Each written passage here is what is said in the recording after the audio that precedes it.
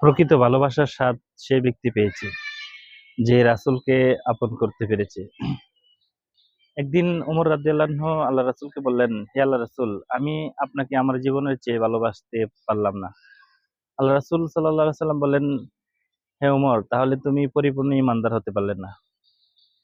ওমর রাদিয়াল্লাহু আনহু তাৎক্ষণিক বললেন, আল্লাহ রাসূল, আমি আপনাকে আমার জীবনের চেয়ে বেশি ভালোবাসি।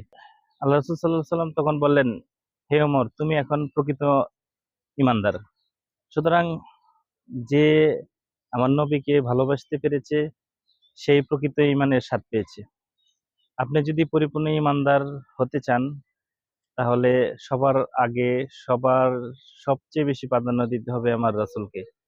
আপনার দুনিয়ার সম্পদ, সন্তান যা কিছু আছে সবথেকে বেশি প্রাধান্য দিতে হবে আমার নবীকে।